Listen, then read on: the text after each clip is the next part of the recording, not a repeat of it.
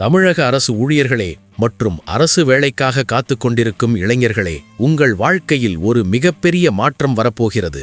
தமிழ்நாட்டில் இருக்கக்கூடிய லட்சக்கணக்கான அரசு ஊழியர்களுடைய ஓய்வு பெறும் வயது, அதாவது ரிட்டையர்மெண்ட் ஏஜ் 60லிருந்து 62ஆக உயர்த்தப்பட போகிறதா?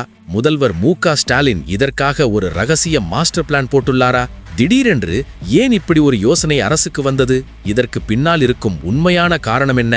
இந்த ஒரு முடிவால் யாருக்கு லாபம், யாருக்கு நஷ்டம்? தமிழக அரசியலில் இது என்ன மாதிரியான அதிர்வலைகளை உருவாக்கப் போகிறது?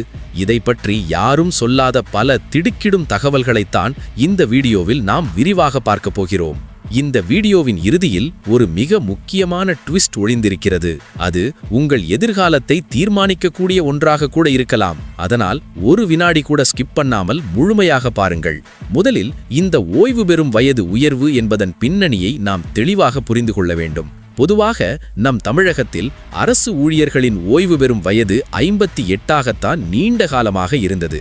மத்திய அரசு பணியில் இருக்கும் IAS, IPS போன்ற உயர் அதிகாரிகளுக்கு மட்டுமே 60 வயதாக இருந்தது.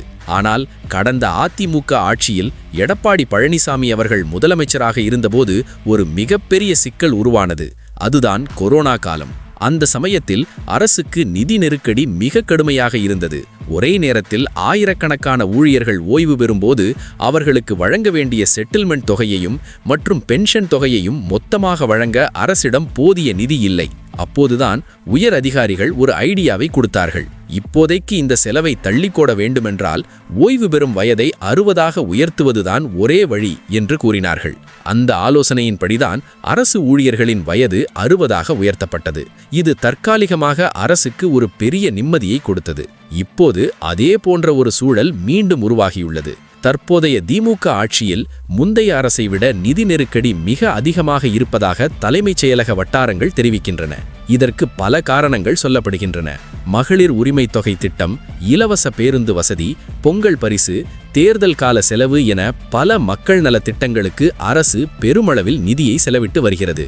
மக்களை கவர்வதற்காகவும் அடுத்த தேர்தலிலும் ஆட்சியை பிடிக்க வேண்டும் என்பதற்காகவும் பல்வேறு திட்டங்களுக்கு நிதி வாரி இறையப்படுவதாக ஒரு விமர்சனமும் நிலவுகிறது. இந்த சூழலில்தான் ஒரு புதிய சிக்கல் முளைத்துள்ளது. இந்த நடப்பு நிதியாண்டில் மட்டும் ஓய்வு பெறக்கூடிய அரசு ஊழியர்களின் எண்ணிக்கை மிக மிக அதிகமாக இருக்கிறது. இத்தனை பேருக்கும் ஒரே நேரத்தில் பல லட்சம் ரூபாய் செட்டில்மெண்ட் தொகையாக கொடுத்தாக வேண்டும். ஒருவேளை நிதி இல்லை என்று சொல்லி இந்த தொகையை தாமதப்படுத்தினால் அது அரசு ஊழியர்கள் மத்தியில் மிகப்பெரிய அதிருப்தியை உண்டாக்கும். வரப்போகும் தேர்தல் நேரத்தில் இது மிகப்பெரிய அரசியல் பாதிப்பை ஏற்படுத்தும் என்று அதிகாரிகள் எச்சரித்துள்ளனர். இதை தற்காலிகமாக தற்காத்துக் கொள்ள முதல்வர் மு.க. ஸ்டாலின் சமீபத்தில் தனது உயர் அதிகாரிகளுடன் ஒரு ரகசிய ஆலோசனை கூட்டத்தை நடத்தியுள்ளார். அப்போது அதிகாரிகள் மீண்டும் அதே ஐடியாவை முன்வைத்துள்ளனர். அதாவது ஓய்வு பெறும் வயதை 60லிருந்து 62ஆக உயர்த்தினால் அடுத்த 2 ஆண்டுகளுக்கு யாருக்கும் செட்டில்மெண்ட் தொகை கொடுக்க வேண்டிய அவசியம் இருக்காது. இதன் மூலம் பல 1000 கோடி ரூபாயை சில ஆண்டுகளுக்கு தள்ளி போடலாம் என்பதுதான் அந்த திட்டம். அதிகாரிகள் சொன்ன இந்த ஐடியாவை கேட்ட முதல்வர் ஸ்டாலின் உடனடியாக இதற்கு பச்சை கொடி காட்டவில்லை. அவர் மிகவும் உஷாராக சில கேள்விகளை எழுப்பியுள்ளார். திடீரென்று வயதை 62ஆக உயர்த்தினால் என்னென்ன சட்ட சிக்கல்கள் வரும்? இதனால் அரசுக்கு கிடைக்கப் போகும் உண்மையான பலன்கள் என்ன? அதே சமயம் இதனால் இளைஞர்கள் மத்தியில் மிகப்பெரிய எதிர்ப்பு கிளம்புமா? வேலை வாய்ப்புக்காக காத்து கொண்டிருக்கும் லட்சக்கணக்கான இளைஞர்கள் இதை எப்படி பார்ப்பார்கள்?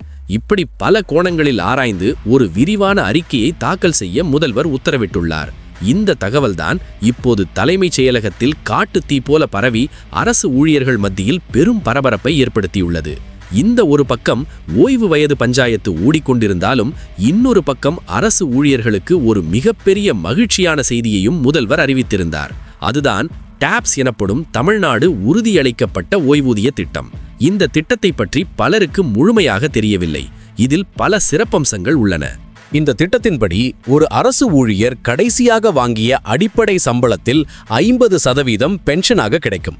அதோடு மட்டுமில்லாமல் அகவிலைப்படி எனப்படும் DA உயர்வு, பணிக்கொடை, குடும்ப ஓய்வூதியம் என அனைத்து சலுகைகளும் இதில் உண்டு.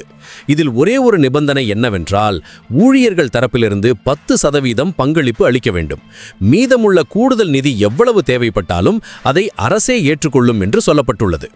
இந்த திட்டத்தால் அரசுக்கு உடனடியாக 13,000 கோடி ரூபாய் கூடுதல் செலவாகும். அது மட்டுமில்லாமல் ஒவ்வொரு ஆண்டும் சுமார் 11,000 கோடி ரூபாய் வரை அரசு தனது பங்களிப்பாக செலுத்த வேண்டியிருக்கும். ஊழியர்களின் சம்பளம் உயரும்போது இந்த செலவும் அரசுக்கு தானாக உயரும். ஓய்வூதியம் பெறுபவர்கள் இறந்துவிட்டால் அவர்கள் வாங்கிக் கொண்டிருந்த தொகையில் 60% அவர்களது குடும்பத்தினருக்கு குடும்ப ஓய்வூதியமாக கிடைக்கும். மேலும் பணியின் போது இறந்தாலோ அல்லது ஓய்வு பெற்றாலோ அவர்களின் பணிக்காலத்தை அடிப்படையாக கொண்டு 25 லட்சம் ரூபாய் வரை பணிக்கொடை கிடைக்கும். இது உண்மையில் அரசு ஊழியர்களுக்கு கிடைத்த ஒரு மிகப்பெரிய ஜாக்பாட் என்றே சொல்லலாம். இவ்வளவு நன்மைகள் கொண்ட இந்த திட்டத்தில் இப்போது என்ன சிக்கல் என்றால், இதற்கான முறையான அரசாணை இன்னும் வெளியாகவில்லை.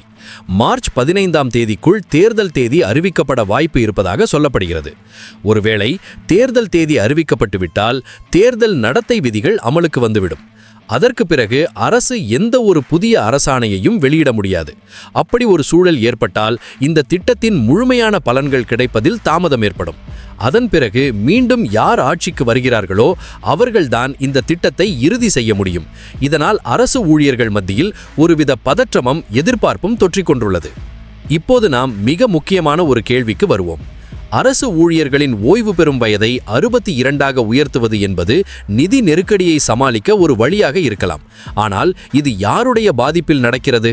பல ஆண்டுகளாக தூக்கத்தை தொலைத்துவிட்டு TNPSC போன்ற தேர்வுகளுக்காக படித்துக் கொண்டிருக்கும் லட்சக்கணக்கான இளைஞர்களின் நிலை என்ன?